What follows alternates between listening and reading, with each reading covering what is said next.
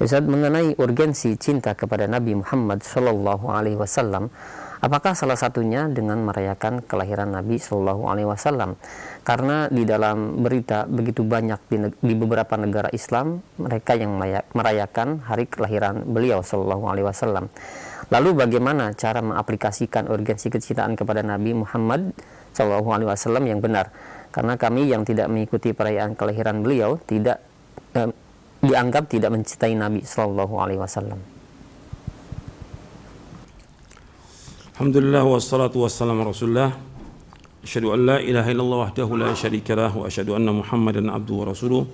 Allahumma shalli wa sallim wa barik nabi. Nanti antum yang bertanya maupun yang hadir atau yang mendengarkan kajian ini, antum bisa baca nanti buku Konsekuensi Cinta kepada Nabi Muhammad SAW. Di buku itu, di dalam buku Konsekuensi Cinta kepada Nabi Muhammad SAW, itu dibahas pembahasan bagaimana sih sebenarnya kita kecinta kepada Nabi Muhammad SAW. Juga dibahas bagaimana tentang perkara-perkara yang diada-adakan oleh manusia, seperti masalah perayaan Maulid Nabi. Ada pembahasan yang di buku Konsekuensi Cinta. Konsekuensi cinta kepada Nabi Muhammad SAW yang pokok artinya kita beriman kepada beliau, arti kita beriman kepada Allah dan beriman kepada beliau bahwa beliau diutus oleh Allah. Yang kedua yaitu kita mentaati apa yang beliau perintahkan. Konsekuensi cinta kepada Nabi Muhammad SAW yaitu ta'atu fima amar, mentaati apa yang beliau perintahkan. Kemudian yang ketiga tasdiqu fima akhbar, kita membenarkan apa yang beliau sampaikan. Semua yang beliau sampaikan selama riwayatnya sahih maka kita wajib membenarkan. Yang keempat ijtinabu ma nahan wa zajar, yaitu kita wajib menjauhkan apa yang beliau larang. Kita wajib menjauhkan apa yang beliau larang. Yang dilarang Rasulullah itu kita jauhkan. Tadi sudah saya bawakan ayat dalam surah Al-Hasyr, surah 59 ayat 7. Wa ma atakumur rasulu fakhudhu wa ma nahakum an fantahu wattaqullaha innallaha syadidul iqab. Apa yang datang pada kamu dari Rasul kamu ambil. Apa yang datang pada kamu dari Rasul kamu ambil. Yang dilarang kamu tinggalkan. Bertakwa kepada Allah, Allah sangat keras siksanya. Artinya yang dilarang oleh Nabi apa aja? Yang pertama kali larangan yang paling besar apa? Syirik, jauhkan. Kemudian larangan yang besar lagi apa? Bid'ah, jauhkan. Larangan durhaka pada orang tua, jangan sampai kita durhaka. Kemudian larangan yang lain banyak sekali yang dilarang oleh Rasulullah SAW. Maka kita wajib untuk menjauhkan. Artinya kita wajib menjauhkan dosa-dosa besar, menjauhkan perbuatan dosa dan maksiat, menjauhkan syirik, menjauhkan bid'ah. Kemudian yang kelima, alla yu'badallahu illa bima syara'. Konsekuensi cinta kepada Nabi Muhammad SAW yang kelima yaitu tidak boleh kita beribadah melainkan menurut apa yang beliau syariatkan. Karena yang punya hak syariat yang dibenarkan, arti yang Allah benarkan, siapa yang diberikan hak untuk melaksanakan syariat? Siapa? Ya Rasulullah SAW. Allah memberikan wewenang kepada Nabi untuk mencontohkan, menjelaskan bagaimana beribadah kepada Allah. Allah berfirman, "Wa ma khalaqtul jinna wal insa illa liya'budun." Tidak aku ciptakan jin dan manusia untuk beribadah kepadaku. Beribadah kepada Allah. Bagaimana kita bisa beribadah kepada Allah dengan benar? Ya mesti dijelaskan oleh Rasulullah SAW. Dan Rasulullah SAW sudah menjelaskan semuanya. Yang membawa manusia ke surga, Nabi sudah jelaskan. Yang membawa manusia ke neraka, Nabi sudah jelaskan. Jadi kita wajib beribadah menurut apa yang beliau syariatkan. Tidak boleh kita beribadah dengan apa-apa yang baru yang Nabi nggak syariatkan, nggak boleh. Ya, dasarnya ayat Al-Quran, Qul in kuntum tuhibbunallaha fattabi'uni yuhibbukumullah yaghfir lakum dzunubakum wallahu ghafurur rahim. Seandainya kalian cinta kepada Allah, ikuti aku. Insya Allah akan cinta kepada kalian dan Allah akan mengampuni dosa kalian. Allah Maha Pengampun dan Penyayang. Ini 5 hal yang berkaitan dengan konsekuensi cinta kepada Nabi Muhammad SAW. Dan harus kita ingat bahwa seorang itu akan mendapatkan kebahagiaan, ganjaran, pahala dan juga sorga dengan apa? Dengan mengikuti Nabi Muhammad SAW. Dengan dia taat kepada beliau, dengan dia ittiba. Karena semua orang Islam ini dijamin masuk surga selama mereka apa? ittiba kepada siapa? Kepada Rasulullah. Selama mereka taat kepada siapa? Kepada Rasulullah SAW. Nabi bersabda dalam hadis yang sahih yang diriwayatkan oleh Imam Bukhari, "Kullu ummati yadkhuluna jannah ila man aba." Wa man ya'ba ya Rasulullah qala, "Man ata'ani dakhala jannah wa man asani faqad aba." Rawahul Bukhari. Kata Nabi SAW, setiap umatku akan masuk surga kecuali enggan. Kemudian para sahabat bertanya, "Ya Rasulullah, siapa yang enggan?" Barang siapa yang taat kepada aku dia akan masuk surga. Siapa yang tidak taat, yang enggan, maka dia tidak akan masuk surga. Jadi barang siapa yang tidak taat kepada Rasulullah, yang maksiat, maka dia enggan masuk surga. Nah, termasuk tadi berkaitan dengan masalah perayaan Maulid Nabi. Kita kembali kepada contoh Nabi SAW. Pernah tidak Nabi mengadakan perayaan untuk hari kelahirannya? Pernah nggak? Enggak. Kalau seandainya itu baik atau digunakan sebagai sarana buat dakwah, mendakwakan orang kafir, Nabi sudah laksanakan. Nabi nggak laksanakan. Dari mulai Nabi awal dakwah sampai beliau wafat tidak pernah. Yang kedua, para sahabat cinta nggak kepada Nabi? Orang yang paling cinta kepada Rasulullah para sahabat. Mereka wali-wali Allah dan mereka semua dijamin dengan surga. Para sahabat radhiyallahu anhum ajmain. Nggak ada seorang sahabat mengadakan perayaan Maulid Nabi SAW. Tidak ada. Kalau seandainya baik, lau kana khairan lasabaquna ilaihi. Kalau seandainya itu baik, mereka sudah lebih dahulu. Yang ketiga, para tabi'in. Mereka cinta kepada Nabi Muhammad SAW. Tidak pernah mengadakan. Kemudian yang keempat, para imam mujtahidin.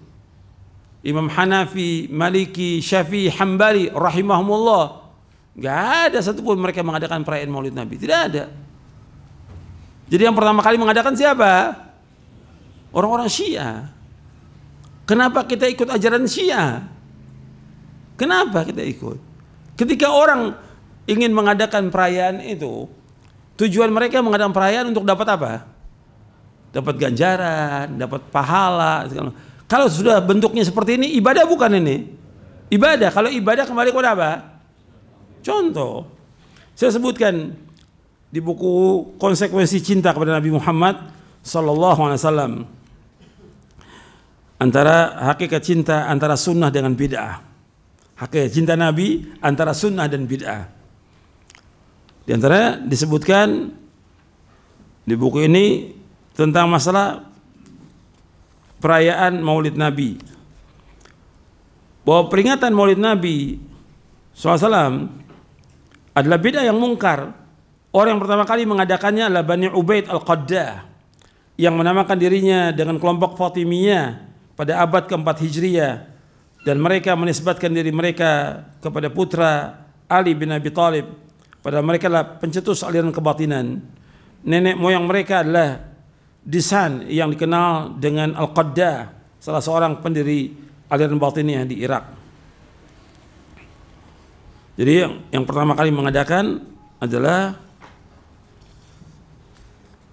Al-Mu'aididina Al-Ubaid Al-Maghribi, yang keluar dari Maroko menuju Mesir pada bulan Ramadan tahun 362 Hijriah. Yang pertama mengadakan Maulid ini Al-Mu'aididina Al-Ubaidi Al-Maghribi, yang keluar dari Maroko menuju Mesir pada bulan Ramadan tahun 362 Hijriah. Ini bisa dilihat dalam beberapa kitab, dalam Al-Bidayah wan Nihayah Ibnu Katsir, kemudian juga dalam Syiar Alamin Nubala, dan juga dalam Al-Khutat Imam Al-Maghrizi. Jadi yang mengadakan itu dia. Dan yang pertama kali diadakan perayaan Maulid itu perayaan Maulid Nabi SAW.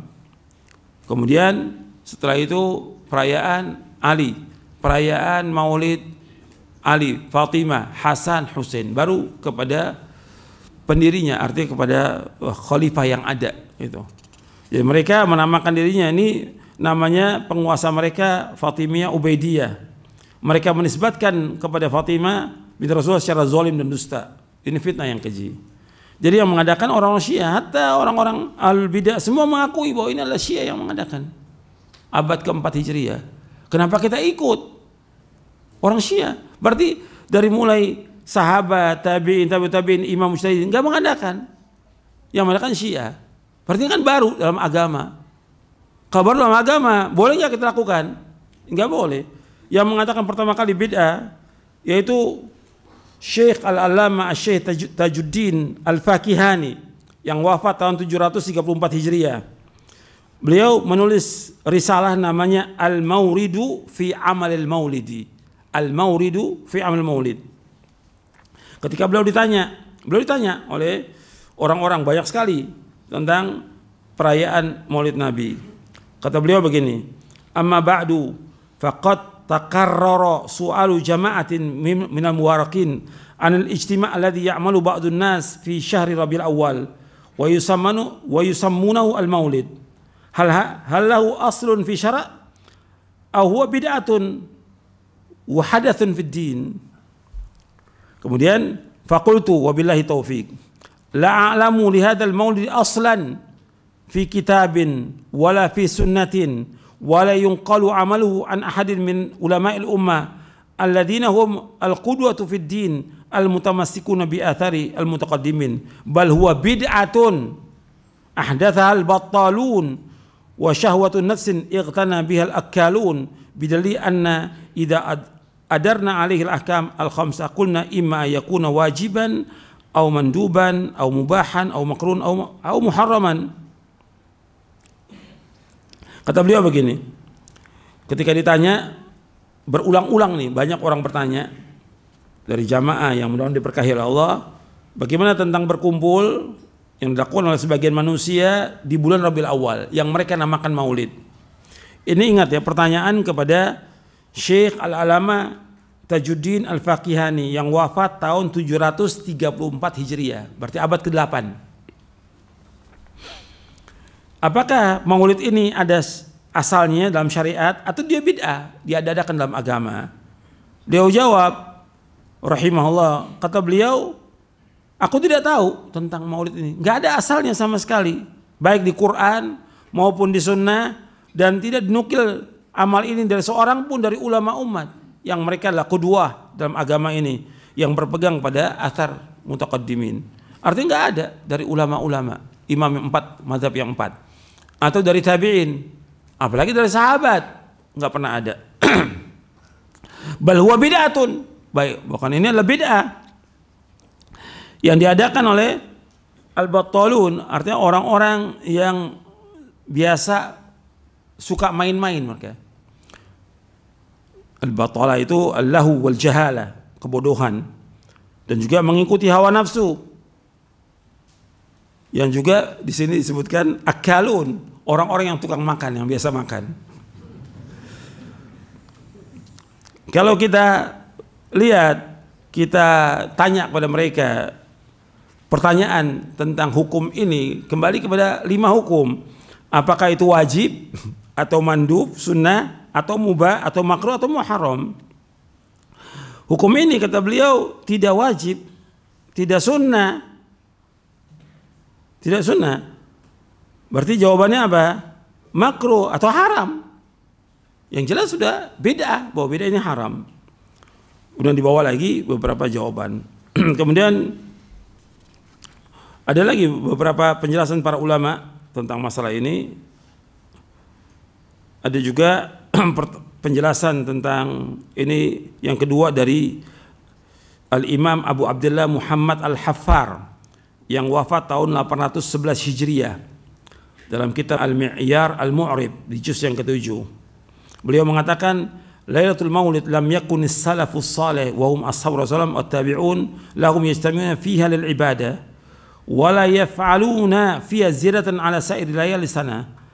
لأن النبي صلى الله عليه وسلم لا يعظم إلا بالوجه الذي شرع به تعظيمه وتعظيمه من أعظم القرب إلى الله لكن يتقرب إلى الله بما شرع. Perayaan Maulid nggak pernah dilakukan oleh salafus saleh. Mereka para sahabat Rasulullah SAW dan juga para tabi'in, mereka tidak ada mereka berkumpul untuk melaksanakan ibadah. Mereka tidak juga mengadakan sesuatu yang baru dalam agama untuk menambah-nambah dari malam-malam yang lain dari sepanjang tahun. Karena Nabi tidak boleh diagungkan kecuali dengan syariat. Artinya nggak boleh kita mengagungkan Nabi menurut jalan syariat yang disyariatkan untuk kita mengagungkannya. Dan mengagungkan Nabi Muhammad SAW termasuk sebesar-besar ibadah kepada Allah. Tapi kita wajib mendekatkan diri kepada Allah dengan apa yang disyariatkan. Dan ini tidak disyariatkan. Dan juga kalau kata beliau tentang kelahirannya, tentang kelahiran, para ulama ikhtilaf kata beliau. Faqila inna wulida fi Ramadan. Ada yang mengatakan dilahirkan bulan Ramadan. Ini pernyataan Abu Abdullah Muhammad Al-Hafar, wafatnya tahun 811 Hijriah. Waqila fi Rabiul Awal. Waqtulifa fi ayyumin wulida fi ala arba'ati aqwal. Ada yang mengatakan Rabiul Awal, tapi dipersilakan hari yang keberapa? Ada yang mengatakan hari yang ke-8, ada yang ke-12, ada yang ke-20, ada yang terakhir di akhir bulan. Jadi nggak sepakat. Justru yang sepakat para ulama kematiannya, hari wafatnya Nabi di bulan Rabiul Awal, tanggal 12 Rabiul Awal, di hari Senin wafatnya Nabi. Sepakat para ulama ahli sejarah. Tapi lahirnya nggak sepakat. Untuk lahirnya Nabi betul bulan Rabiul, tapi nggak sepakat. Sebagian mengatakan di bulan lain, ada yang mengatakan Ramadan. Jadi ketika orang mengadakan perayaan Maulid Nabi, berarti di saat itu hari apa? Hari wafatnya Rasulullah SAW. Bagaimana orang mengadakan perayaan wafatnya Rasulullah? Yang sepakat para ahli sejarah, Rasulullah wafat tanggal 12 Rabiul Awal. Sepakat itu. Di hari Senin wafatnya. Lahirnya betul hari Senin, tapi tanggalnya beda. Tapi kalau wafatnya sepakat di hari Senin. Gitu. Bagaimana orang mengadakan perayaan di saat wafatnya Nabi sallallahu alaihi wasallam. Kemudian juga disebutkan oleh yang lainnya, ini banyak penjelasan para ulama terdahulu yang menjelaskan, ya pokoknya di atas abad yang ke-8 ya, ke-7 ke-8 menjelaskan bahwa semua bid'ah. Baru ulama-ulama yang sekarang yang mengatakan bid'ah itu. Sekarang kalau itu sudah dikatakan oleh para ulama itu bid'ah, nggak ada contohnya, ya kenapa kita sibuk dengan yang seperti itu? Mestinya kan orang mukmin sibuk dengan yang bermanfaat, sibuk dengan apa-apa yang dicontohkan oleh Rasulullah SAW, sibuk dengan amal-amal soleh yang ada dalilnya. Karena sayang nanti dia habis waktu untuk yang bid'ah nggak diterima. Tadi sudah saya bawakan di muqaddimah. Nabi bersabda SAW, man ahdatha fi amrina hadza ma laysa min fahuwa raddun. Barang siapa mengadakan sesuatu yang baru dalam agama kami yang enggak ada contohnya, tertolak. Hadisnya sahih, riwayat Bukhari Muslim dari sahabat Aisyah radhiyallahu anha. Jadi jangan disibukkan dengan yang seperti itu. Kadang-kadang kita ketika menjelaskan yang seperti ini dianggap bahwa kita enggak cinta kepada Nabi. Justru kita cinta kepada Nabi Muhammad SAW. Sekarang orang yang paling cinta kepada Nabi para sahabat. Sahabat enggak mengadakan. Kalau mereka tidak mengadakan, tapi nggak mengadakan, para imam yang 4 nggak mengadakan, kok kita mengadakan? Apa kita lebih cinta dari mereka? Nggak mungkin. Jelas para sahabat yang paling cinta kepada Nabi Muhammad SAW. Dan mereka sudah dibuktikan dalam kehidupannya membela Rasulullah SAW. Dengan dirinya, dengan hartanya, dengan keluarganya, semua mereka bela. Kalau kita belum terbukti cintanya kepada Nabi Muhammad SAW. Makanya ini harus diperhatikan, direnungkan. Jangan sampai kita berbuat sesuatu yang sia-sia, yang nggak ada nilainya. Dan nanti kita jadi musuh. Dengan siapa musuhnya? Dengan Rasulullah SAW. Kita mengatakan ini yang Rasulullah nggak adakan, nanti jadi musuh kita dengan Rasulullah SAW. Karena Rasulullah tidak suka dengan perbuatan apa? Beda. Dan kita mengatasnamakan nama siapa ini? Nama Rasulullah SAW. Gak boleh. Yang kita mengikuti pendapat-pendapat ulama ini, ulama. Kita dalam beragama yang kita ikut apa? Dalil. Bukan ulama, bukan fatwa, bukan dalil. Dalilnya ada apa enggak? Ini kan ibadah. Bukan iseng, bukan main-main. Ibadah. Kalau kita kembali kepada dalil, enggak ada contoh, udah tinggalkan. Masih banyak amal yang soleh yang lain yang bisa kita lakukan. Yang pada hakikatnya kita ini mengikuti Nabi SAW dalam keseharian kita. Kita wajib mengikuti Nabi dalam mentauhidkan Allah. Kita mengikuti dalam sholat. Bagaimana? Sallu kama ra'aitumuni usolli. Ikuti Nabi bagaimana sholat Nabi. Bagaimana sholat wajibnya, bagaimana sholat sunatnya, bagaimana Nabi sholat malam, bagaimana Nabi sholat duha, bagaimana Nabi yang lainnya lah, sholat-sholat yang lain yang Nabi contohkan, rawatibnya. Begitu juga bagaimana Nabi berpuasa, bagaimana Nabi sedekah, bagaimana Nabi haji, bagaimana Nabi umrah. Itu yang kita ikuti. Ya, kalau kita lihat, kita pada akhirnya mencintai Nabi setiap hari Dari mulai kita bangun tidur sampai tidur lagi. Bukan setahun sekali kita cinta Nabi. Cinta Nabi kita setiap hari dengan mengikuti sunnah-sunnah Nabi SAW. Termasuk kita berzikir, kita ikuti sunnah Nabi. Sekarang yang bagus mengikuti sunnah Nabi setiap hari atau setahun sekali? Ya, setiap hari kita mencintai Nabi Muhammad SAW. Saya pikir cukup sampai di sini. Mudah-mudahan bermanfaat untuk kita semuanya. Kurang lebihnya saya mohon maaf. Wassalamualaikum Muhammadin SAW. Subhanakallahumma bihamdik. Asyhadu an la ilaha illa anta astaghfiruka wa atubu ilaik. Assalamualaikum warahmatullahi wabarakatuh.